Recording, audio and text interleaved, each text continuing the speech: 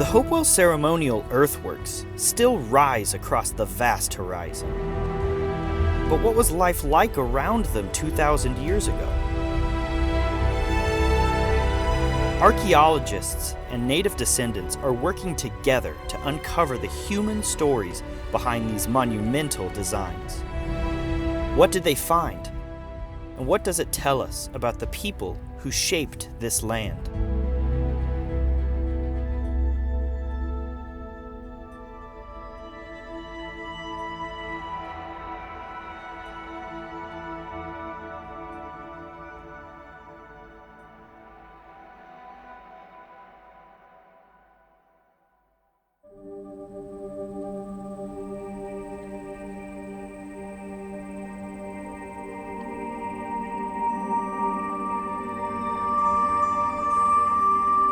On mornings like this, when the fog hangs low over Sipe earthworks, it's easy to imagine this place alive with movement. People arriving from far lands, speaking different languages, coming together for reasons we're trying to understand.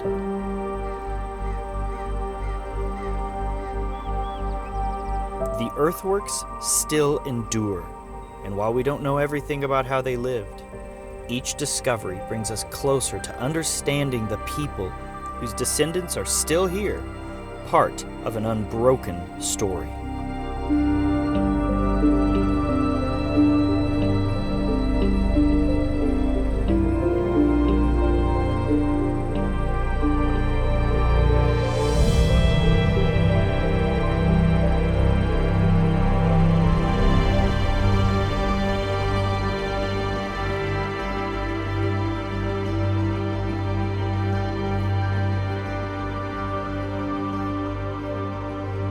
Hey, Tim.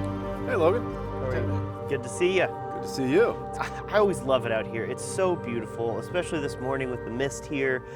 You know, you can really feel what it would have been like to be here 2,000 years ago. Absolutely. The Sipe Earthworks is a tremendous place, and we find ourselves now right at a gateway, probably the point of entry. So this right here is where they would have entered 2,000 years ago. Yeah, you can see in the vegetation around us, this higher vegetation represents the earthwork walls, which have been slightly diminished by plowing. The earthwork walls bend inward, right? And you sort of get a guided, sort of an avenue sense of it that gives it a sense of perhaps importance 2,000 years ago compared to the other ones, which are just openings or gaps in the wall. Mm-hmm. And so is there any other piece of the architecture of this place that's unique for Hopewell Earthworks? Yes and no, and that's somewhat of the beauty of Hopewell, is this combination of unique and commonality. And so this is one of 5 earthworks that we call a tripartite earthwork, meaning that it was made of 3 separate parts. A large circle connected to a smaller circle connected to a square in a particular formation that shows a lot of interesting geometry and the way these people were thinking about geometry. And there's 5 of these built within about 30 miles of one another that all have those 3 geometric elements in different combinations. They're each unique. Each circle and the square are the same size at all 5 of these sites. And then has the beautiful mounds set apart against that landscape of the Paint Creek Valley. It is a wonderful example of precision in geometry. The earthwork itself, when I say large, I'm talking about 2.5 miles of earthen wall encompassing something like 120 acres. So what can you tell me about the people who would have come here, what they would have celebrated? People from around this continent would come and celebrate different things. The burial of dead, of important ancestors that needed to be laid to rest. But there seems to be other ceremonies here. This is one of the areas I think our understanding has the most room to develop going forward. The people who built the earthworks lived in the eastern woodlands 2,000 years ago. Before urbanization, industrialization, and settlement, it was an amazing, lush, verdant, beautiful place, and it was filled with color and sound and texture. So the woodland period lasts from about 1,000 BCE to 1,000 CE. And the woodland period is characterized by the first use of pottery, the beginnings of agriculture and village life. And the Hopewell episode happens in the middle of the woodland period. You know, it's a relatively short period of time between AD 1 and 400, but it's kind of amazing to me that all of this could be sustained for as many as 3 centuries or 4 centuries. It's remarkable. What kind of tools would they have used to build these earthworks? That's a great question, and you know, they're using mostly organic materials that don't preserve as well as other things. So there's some of this that we're inferring, but in the second large mound here at Sipe, archaeologists removed the femurs of deer and an elk that they hypothesized might have been instruments for digging. Ohio's earthworks were being constructed with the simplest kind of technology that you can imagine. Pointed sticks, clamshell hose, and baskets. And this is in marked contrast to the sophistication of the knowledge that's incorporated into these earthworks. They carried the soil 1 basket load at a time, often from pretty great distances. They would have different colored soils to layer up the earthwork walls, sometimes in pretty complex, precise configurations. The different colors of clay, the reds and the yellows, the sands, the gravel, all of that coming from the creeks and the riverbanks, and tying all of Mother Earth in to encapsulate and shell in their important places. Archaeologists in the 1920s recovered an imprint of a specific basket load of soil with the design of the baskets itself, giving a sense of the sort of size. So you could actually see what their baskets would have looked like. Absolutely, yeah. And so this is where these sort of estimates of how many basket loads of soil were in here and how many hours it would have taken to make a place like this. So one archaeologist calculated it was almost 500,000 hours of individual labor that went into building just the embankment wall here at the Sipe Earthworks.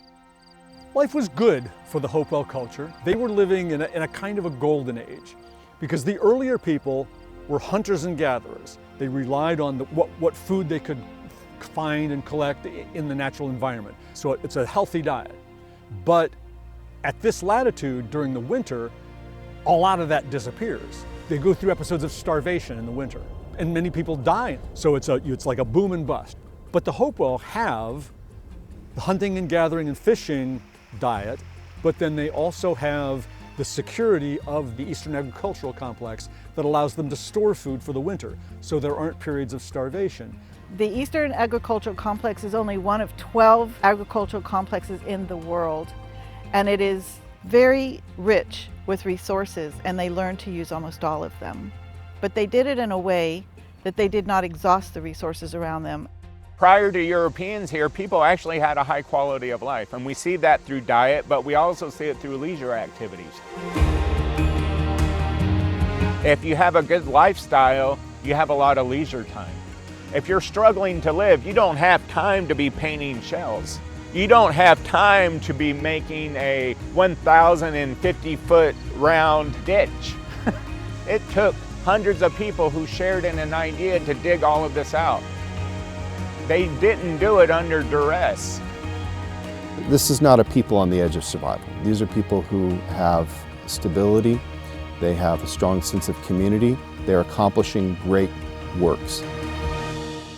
This is the Sipe Pricer Mound, one of the largest Hopewell mounds in the area, 240 feet long by 160 feet wide and up to 30 feet tall in places. This particular earthwork, is there anything special about it, anything that sets it apart?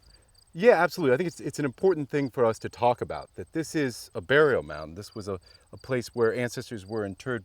And it covers the remains of a huge wooden building, something like 6,000 or 7,000 square feet of roofed space. So a gigantic structure, one of the largest buildings ever built in Eastern North America. Ultimately, important ancestors were laid to rest in this space, and then each of the rooms of this large building were mounded over into what we would call primary mounds. And so there's 3 mounds, and then those were layered over again with specific soil for at least 2 additional episodes, raising it to this really massive mound we see behind us. Some mounds, like the earlier Adena mounds, were simple burial mounds. They would bury someone, build a mound over it, and then sometimes come back and bury somebody and build more of the mound. With Hopewell, things look the same, but it's a different concept.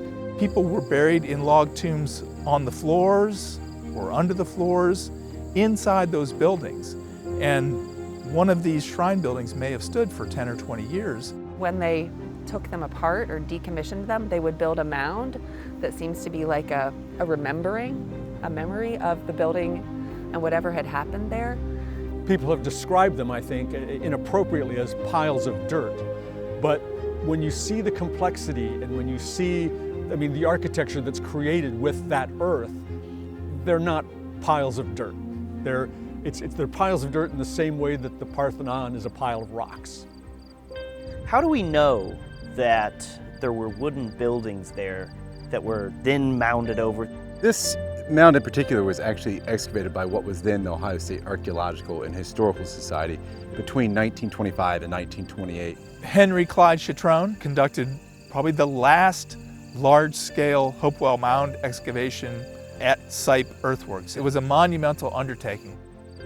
When this excavation was happening, it was actually really famous. It followed shortly after the King Tut excavations. Multiple stories were running in large newspapers such as the New York Times. The local community here actually coined the term the Valley of the Kings to describe this Paint Creek Valley, and so they were sort of translating that history and heritage into modern nomenclature.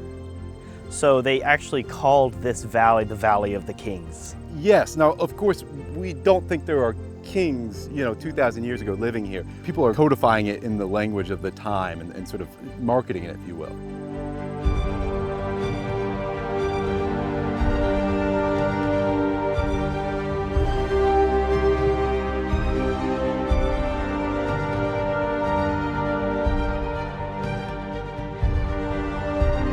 These Hopewell sites did not disappear at the end of the Hopewell period.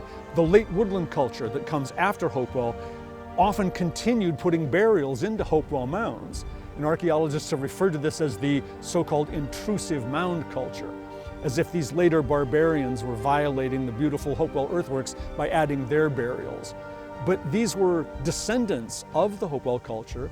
It may have been a kind of a religious revival of people burying their dead in these great mounds of their ancestors as a way to feel like they were continuing that tradition or something.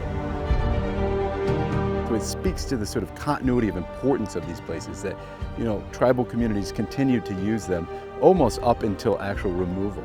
These places are still special to us. We still consider them sacred. My 32nd great-grandparents would have helped build these places, and there's that direct line.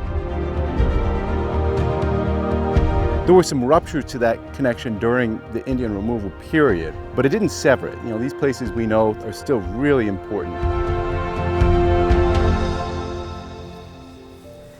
This place was used for ritual and specifically burial, but what else was this landscape used for? This is a really large space. Yeah, the scale of this place really begs, what was it used for? So you can imagine people coming to these large places, and there probably was, dancing and music and community games, and it's sort of like all the things that people do when we come together. One of the early studies located just to our left here, an area where the topsoil had been stripped, and then they prepared a large surface. It looks like a place where, you would have held a stomp dance or other sort of traditional dances. So these are active community centers that are being used by the people. And you said stomp dance, so you are collaborating with tribes about modern traditional dances and ceremony. Yeah, one of the actually really great examples of collaborations is a study that was done between Chief Ben Barnes of the Shawnee tribe and Brad Lepper of the Ohio History Connection, where they studied these steatite spheres. There was an exhibit of the Shawnee drum, and the director of that museum was taking me through the museum and telling me about the drum. And at that time, Chief Ben Barnes stopped and started talking about the drum as well, and how they attached the drum head to the body of the drum. And he told me how they went to a special place and got these perfectly spherical black stones. We use those black stones in ceremony or religious observance. Still to this day, they were simply objects that's used to secure a piece of leather to a drum so that the cordage can cinch down and pull the drum taut so that the drum can make noise. But all we have are the drum stones. Since it was found in a burnt offering, everything else that would have comprised the drum would have burned up. That serendipitous meeting resulted in a conversation over a year or so where we wrote a technical archaeology paper together that talked about these black stones, which the excavator, Henry Chetron, had said were marbles. And even though he admitted that marbles was a game that wasn't known among American Indians until Europeans got here, so how it could be marbles, I don't know. You know, had he visited with the descendant communities, he might have understood what those 5 round black steatite stones were. And so coming together with communities to help understand what these objects mean and how they might be used. So this fascinating, productive collaboration could never have happened unless sort of an archaeologist knowledgeable about the Hopewell culture was in conversation with indigenous people that had knowledge of their contemporary ceremonial practices, and both were willing to share.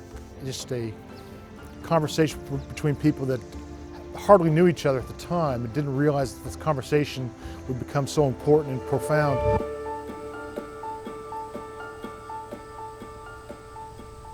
One of the really interesting things we've learned about the use of this space came from archaeological excavations in the late 1960s and throughout the 1970s, where they uncovered at least 7 different structures in this area, including the structure in front of us here. This is an example of the sort of classic design that we see inside of earthworks. We get very little evidence archaeologically for certain types of information about architecture. We can see stains in the ground. These are the remnants of wooden architecture. Floor pans have been recreated by the archaeologists because they find all the holes where the posts were. And so you can see that these were built very clearly. They have precise outlines, some double lines of posts where you think, well, this may have been some kind of structural device to help the wall to be sturdy. Interior posts in precise grids, so that means that they were supporting a roof. We can look at and see, you know, what is the diameter of these posts, how many of them are there, how far are they spaced apart, how deep into the ground are they set, what angle are they set at. You know, that can help determine whether or not this is a rigid pole or flex pole construction. Where would the windows in a place like this be? Otherwise, it would be a very, very dark structure. Absolutely, and it's a really brilliant question because you're right, it would have been a dark structure without a window.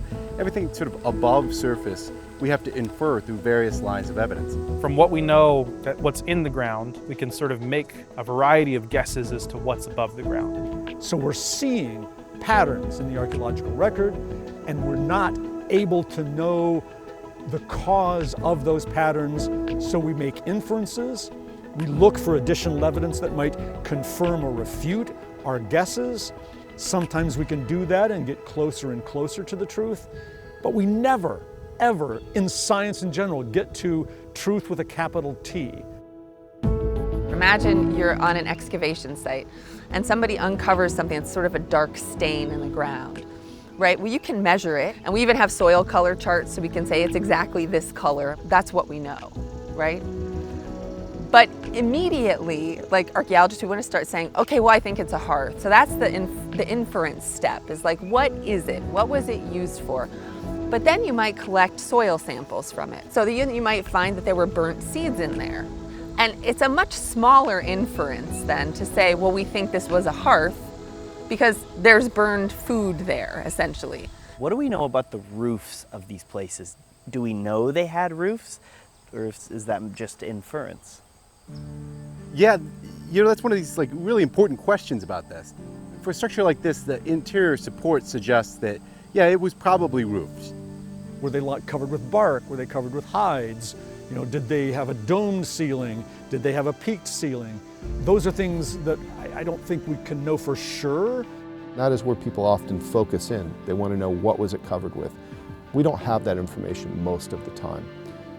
It is not something that is likely to be preserved in most preservation environments. If you come and visit the site of earthworks, you'll see that we've sort of reconstructed one of these structures by putting post holes in the patterns that archaeologists recorded in the 1970s. But there's actually 6 additional structures that archaeologists recorded out here that you can still see the sort of faint outlines of.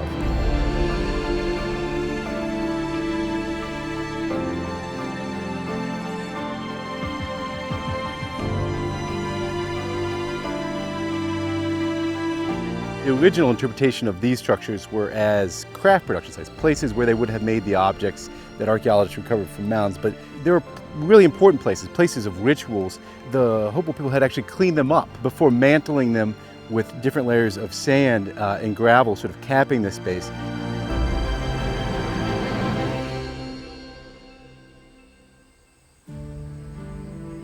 It's one of the things that fascinates me about Hopewell is that they weren't afraid to end things. They purposefully capped these places in a way that signifies that whatever they were being used for is done now. Yeah, they knew how to end things and they knew how to end things right.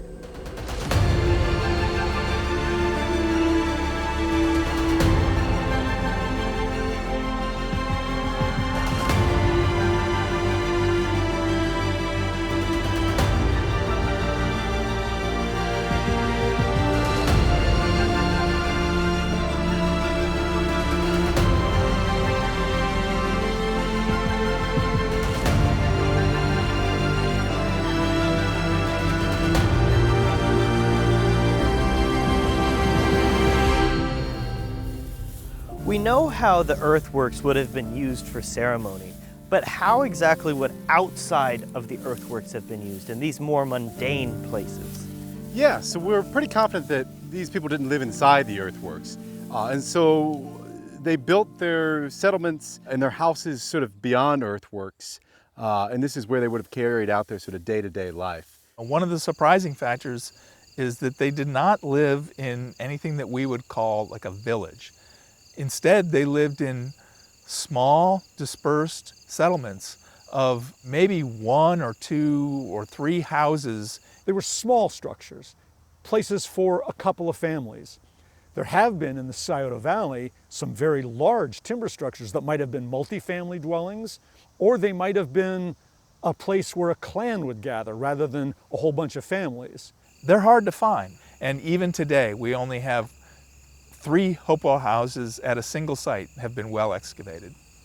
And the one that was really well excavated along the edges inside the structure were benches on 3 sides where it appeared people would have slept. And underneath of them were these basins that held hot rocks that could have, kept you warm sleeping in a cold winter. There were areas set aside for cooking and other areas for, throwing away the trash. And so they were really formalized settlements, but not the sort of large villages that, historically people expected for communities that were making such sort of large public works. They were clustered around the outsides of these earthworks along the riverbanks and the creek areas. And then coming to these locations, being at these sites, that's where we can possibly see a more structured environment. And so I think they were vibrant places when people were here. And then, there were lots of times when there weren't many people at these sites, and there were probably folks who lived nearby and kind of took care of them. We think there was probably a cycle when lots of people came and then they dispersed back to their local communities. All of our understanding of Hopewell daily life and everyday living arrangements is really in its infancy.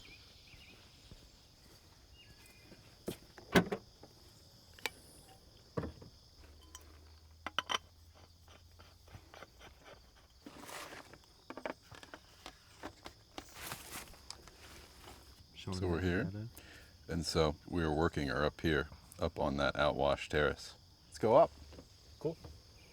The Hopewell Lifeways project, and this is a project that is an exciting arena of research that's ongoing here at Hopewell Culture National Historical Park, done in collaboration with tribal partners.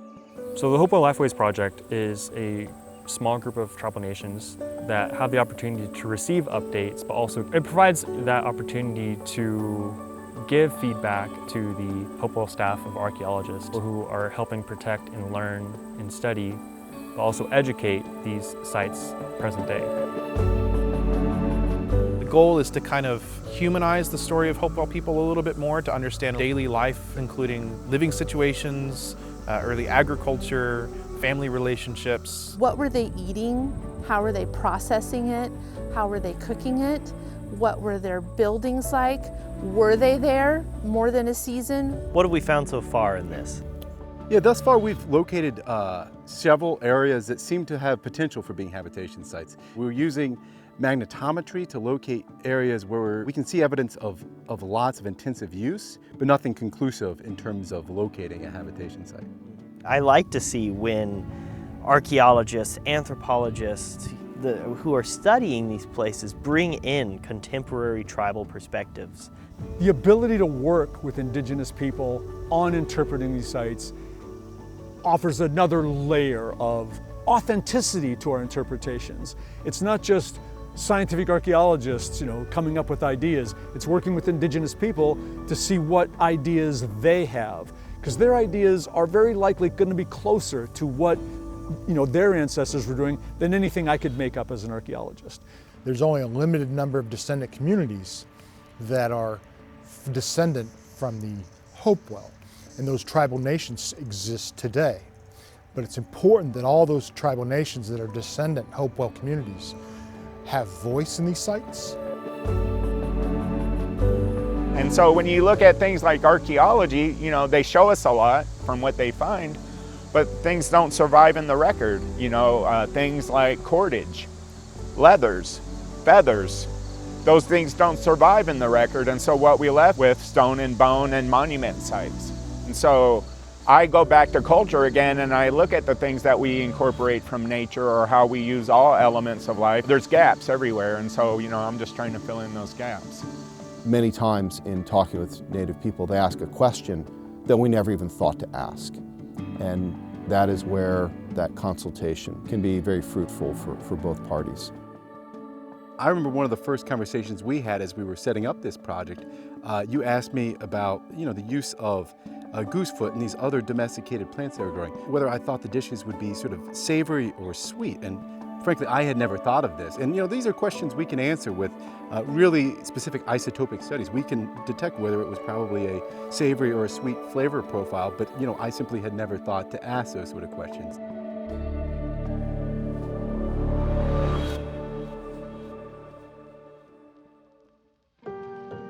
Everything that happened after contact was like a glacier. It removed so much cultural knowledge, but some of that is being recovered, and I am hopeful that someday we will have someone come to us and say, I think this story or this tradition that we follow has something to do with these earthworks, and we can talk about it. There's people, there's families, there's kids, memories and lives that were happening in the context of these things. I want those stories and what they left behind to be the forefront, not necessarily just their vanishing, right? We are a surviving culture and we are a proud culture, but we have a responsibility to come back and work and teach, but teach in a teachable, learnable way. When I worked at the Ohio History Connection, I was really impressed by the archaeologists that were there. They would bring the knowledge that they had from doing archaeology themselves, but when a Native person came in and said, well, that's not how I view it, they opened their minds and they asked questions because they legitimately wanted to learn. And I think it needs to be celebrated, because when folks challenge themselves to see things from a different culture's perspective, it enriches the tapestry that is the United States. It's not just one story, it's many stories layered on top of each other and braided together. And I think that's what makes these places so rich. In my experience, collaborative archaeology has just been way more meaningful. It keeps the sort of humanity of the indigenous people here always in the forefront. And through this project, I've had the opportunity to go out to Northeast Oklahoma, to dance among the Miami, to hear the songs that the Wyandot are in the process of revitalizing. As anthropologists, we're used to studying culture from afar, right? And so the opportunity to work actively with tribes, to do research closely with these partnerships, gives me a sense of gratitude for the trust that goes into those relationships, but also some hopes that, as a discipline, we are growing. I think that we're really starting to see movement towards this becoming truly collaborative, truly working together for our benefit and the broader public's benefit. We can use it as scaffolding to help better build our future.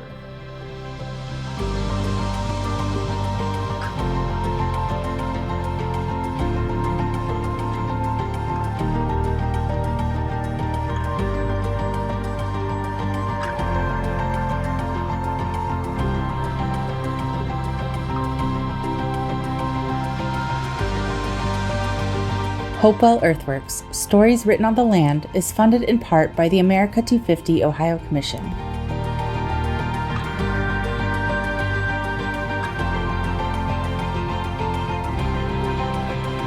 Production support for Hopewell Earthworks, Stories Written on the Land is powered by the Storytellers Trust.